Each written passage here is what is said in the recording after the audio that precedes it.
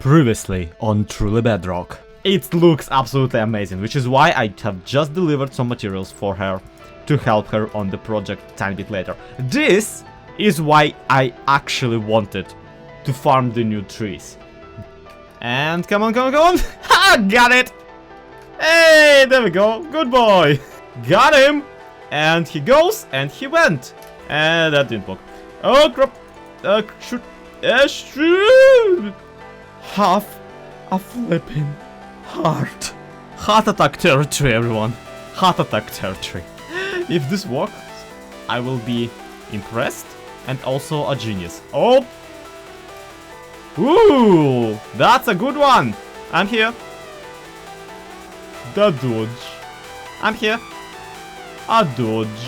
I am now a proud owner of a 3x3 tunnel all the way down to the spawn. It is unfortunately non-functional because there's a ghast in the middle of it.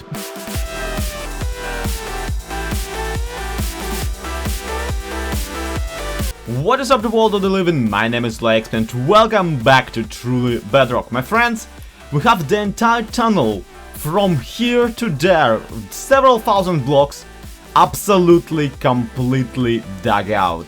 Well, okay, we still need to dig out, like shave away one block here, but I will be doing it only after I already have spawn-proofed the floor of the tunnel. Because, you know, 5 blocks wide tunnels are kind of a breeding ground for ghasts, which will be ultimately kind of the theme of this episode to begin with. Because, my friends, while I have dug out this entire area manually, there is one thing that I meant to be using instead that is kind of currently obstructing the passage through the current area. That is, of course, our the ghast that we originally meant to be using as our, you know, tunnel bore, but which kind of, you know, as a project got shafted simply because I have like, what, 20 netherite pickaxes? And yeah, I don't necessarily need to save up on durability. Point being, we still have the ghast though, and I do love myself a ghast. I really enjoy having them. They are really great pets, even though they're incredibly frustrating to deal with. And I think that for once we can actually get some value out of our investment. So let's get to the ghast within the tunnel, and let's see what we can do with him. Because for one, I honestly have several ideas.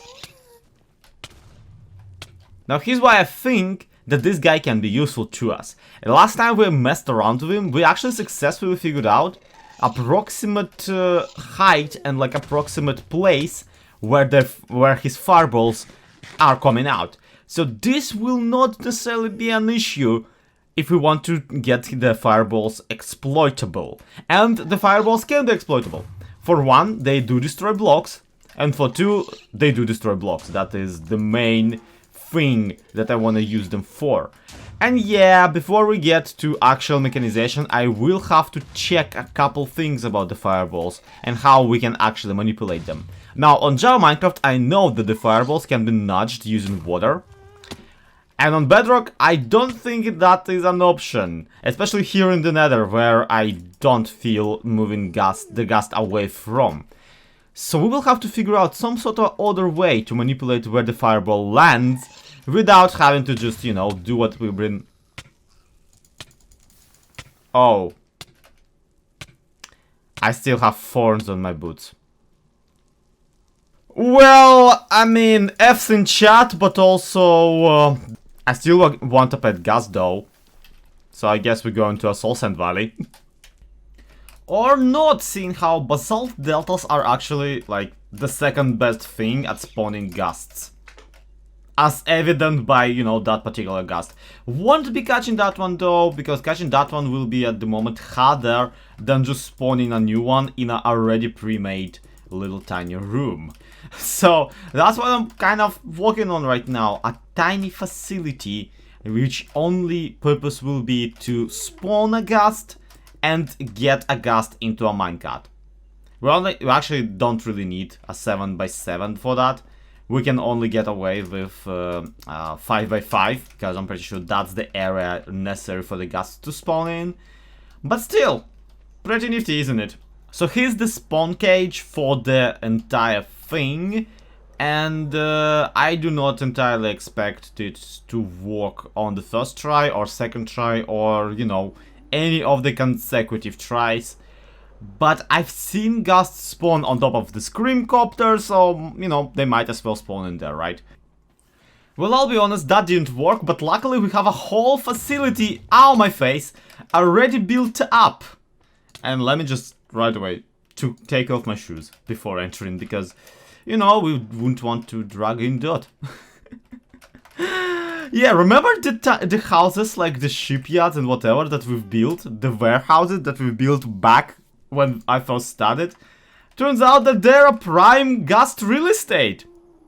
And I couldn't be happier. Now this fella is floating tiny bit taller than I would. Thank you for going downwards. Just as I was complaining. But really, this fella is floating a tiny bit like higher than I would love him to. But because right now our primary goal is to trap them in the minecart, which is always a challenge, seeing how, you know, ghast can fly and minecarts can't. And also I don't even have my fishing rod on me, but if it... Oh my lord, yes! Yes! Yes! This is great! This is amazing! I still don't have any name tags on me that are not Gram. I'm sorry, but you're gonna have to hang upside down for a while. At the very least, that kind of like lines up where like there lines up the ghast's mouth with where the fireball spawns, which is a really nice visual indicator. And we will need a visual indicator, because now that we have this fella, and now that they are not gonna despawn, we need to figure out how to, you know, get their fireballs into my face, but then not into my face. It's kind of stupid when you explain it exactly the way it is. Okay, it's science time, and we're in a creative copy of the world. Not really necessary here, but, you know, whatever. And we got the ghast, all like minecarted and everything. Let's do him a little wiggle, wiggle, wiggle, wiggle. That was super unnecessary, but I like looking them doing the "what is love, baby, don't hurt me" dance. Point being, we got a ghast, and now we need to figure out if the ghast fireballs can be detected using the string. There are one of the two options. My idea here, of course, is to detect the ghast fireballs via the string and then nudge them in a particular direction using slime blocks. Meaning that there are 2 points of failure in this plan. First one is that the ghast fireballs might pass through the string like regular entities, or because they explode on the collision, they might blow the string up, as opposed to, you know, as opposed to passing through it. Second point of failure is, well, slime blocks. Do they explode? Because again, of course they do. But do they explode if you move them into the path of a fireball? Once again, will the fireball blow up on a collision, or will it act like a regular entity? And if you know the answer already, good for you, I'm very jealous. But also we'll have to do this little sciencey bit. Unfortunately though, the ghasts, and I tested this, do not react to snowmen. Snowmen do not react to ghasts. And we can't put a snowman in a nether anyway, so it doesn't matter. But also the ghasts do not attack iron golems in this version of the game, for whatever flippin' reason. Which robs us of the ability to automate this fully, but you know, you win some, you lose some. Game mode survival. Do me dirty, ruin me, blow me up right in the face. Sure, taking your sweet time. Oh, there we go. And I apparently still have something with thorns on me. Yep, even in creative copies, I just cannot stop ruining my own enterprises. Let's try maybe standing up here, because that way we line up a little bit better. There we go. And it worked! And it worked, and game mode creative, and flamethrower, not flamethrower, the opposite, what was extreme flame extinguisher, everything Science has been done and science has determined the block is being pushed, the fireballs are being detected. This is great result.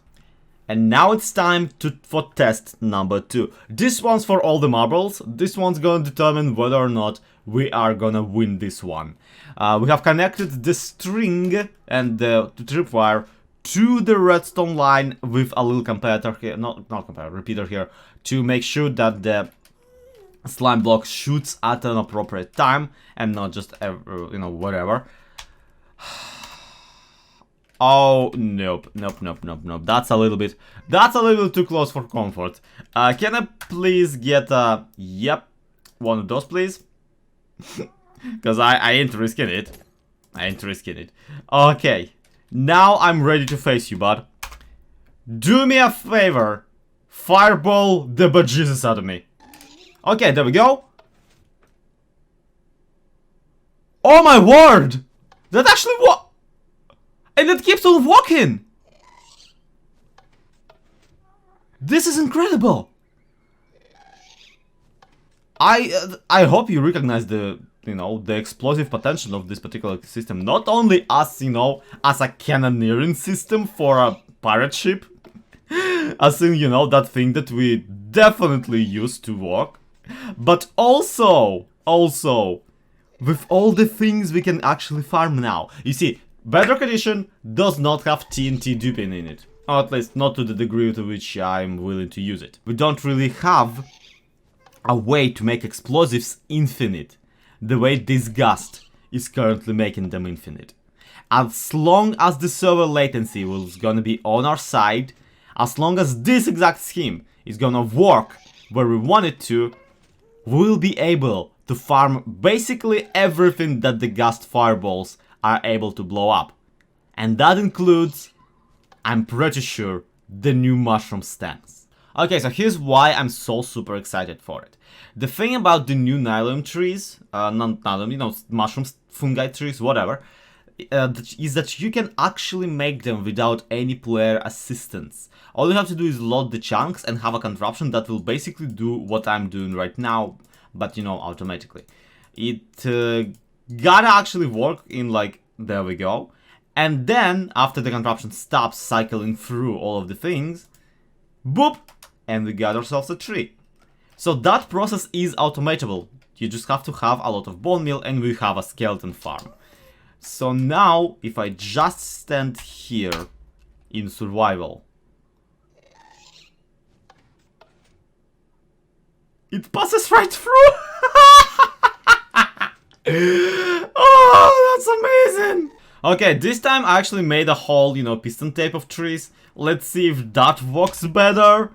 Something tells me it ain't gonna. Okay, come on. Blow them up. Hey! That actually worked! That actually worked. Yep, and there we go. We only get one blast. But then again, this is at least piston tapeable, right? So we can have essentially a ghast-powered blast chamber that we then can piston tape into materials that not are just the trees. We can grow the trees right into it. That is an option, I'm pretty sure. But that's not really the preferable one. The preferable one is to have several piston tapes all coming together to get blown up by the ghast. And I think there's one particular material you can easily generate in the nether that is certainly blow upable.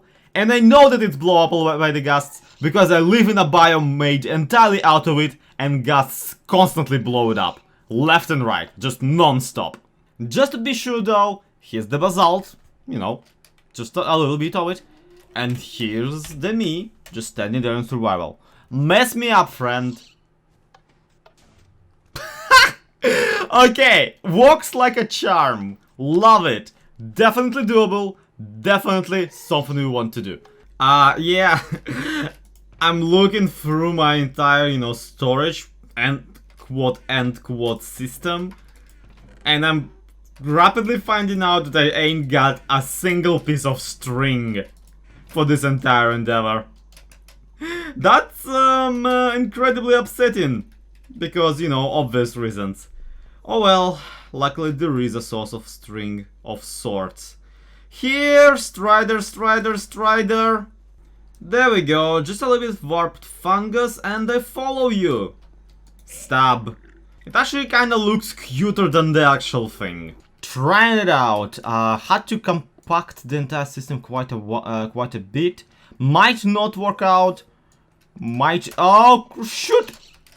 Like literally, do shoot. Do shoot at me. Are you not gonna? Do I have to? Nope. It laser... Oh crap. Okay, cool. It laser focuses on me if I come around. Alright, now will you do this? I can hear you trying. Kind of hilarious seeing how the orientation of the mob in a minecart should not really matter.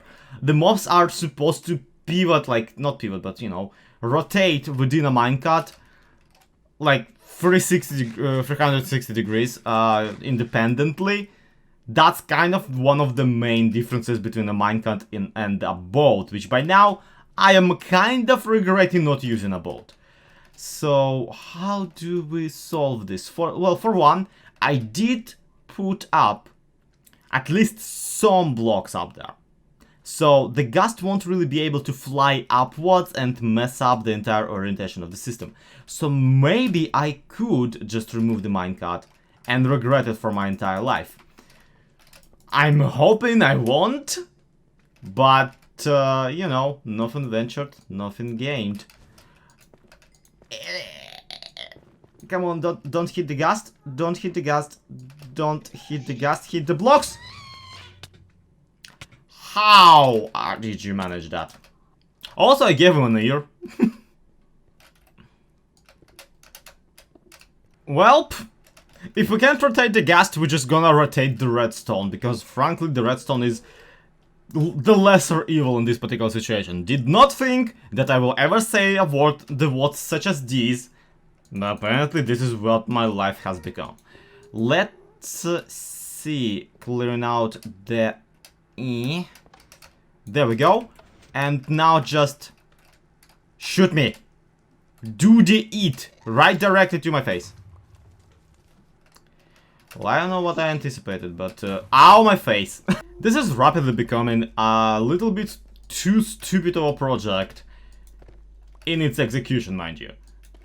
In its theory, I'm pretty sure someone smarter than me, ahem silent, ahem grua, could probably utilize this to a better degree. So let's see if this works. This time around we have the string one block lower. This time around we have a ghast primed and ready, i.e. and it's right into my face. Twice even. What if we do this? Ooh.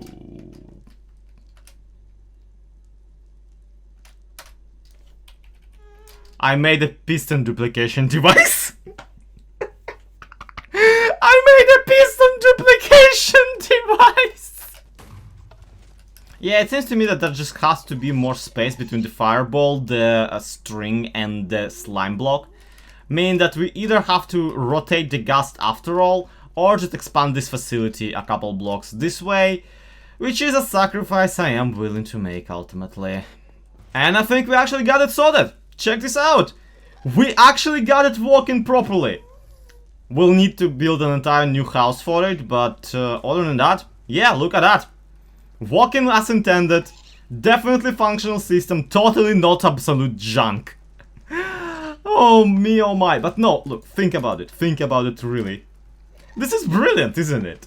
We just have to put a basalt generator towards it, and yep, I just now realized that I have not dug out an area for the fireball to go into. Luckily, that seems to be an issue that is rapidly solving itself. And one shoddy basalt generator, we got ourselves a farm. Check this out, basalt generates whenever lava touches blue ice on top of soil, which has been used plenty of times to create bridges over lava oceans with flying machines. But we are doing a much humbler job here. We have a single basalt Jenny feeding into this piston over here on a single redstone clock, which is definitely gonna be blown up by the ghasts, but it won't, because I will never show up here for ghasts to try and attack it. As soon as something here is broken, this piston pushes this down, and this piston pushes this sideways. So this pillar of basalt regenerates, is what I'm trying to say. But what is actually gonna harm this pillar of basalt? Well, we already know the answer. I have a little AFK room over here. It kind of works, kind of doesn't, but it doesn't really matter if it doesn't work, because I will be not using it myself. I have a special camera account for doing time lapses, and I feel that I can ask Foxy to allow it to sometimes go into survival and just stand here AFKing for us. After all, that's what Chuck Loader does for Foxy, and that's what you know, Slack Lizard does for himself. But still though, through this tiny window we can actually see the contraption work, and we can actually totally see that I messed up a little. The lowest block is not always destroyed, leading to some rare and very occasional misfires. But at the same time, even those misfires only cost us like 1 or 2 basalt blocks, and the next blast generally knocks the blocks right back into the hoppers underneath, meaning that we still are producing basalt, and are producing it absolutely automatically, even if at a very slow rate. And that's the trick about this farm. It is fully automated. It is pure AFKing. I will not need to participate. I will not need to keep track of my mending netherite pickaxe to make sure that it doesn't break while I'm using it. I will not have to do any of that. All I'll have to do is stand there and wait as this hopper fills in, even if at a very slow rate. And even then, I won't have to wait myself. I can just use a camera account. This is pretty incredible. And why are there suddenly 2 sticky pistons? I don't remember there being 2. Whatever. Does not matter. I'm quite happy with what we've created here, and I'm sure hope that this is gonna serve us well. And really, while this farm itself is pretty junk, it is actually very important as a proof of concept, and that's really was my aim this whole time. Or at least I'm gonna lie to you and tell you that it is. Like, of course I want a better farm out of it. That's why I already showed this farm to Groova Guy.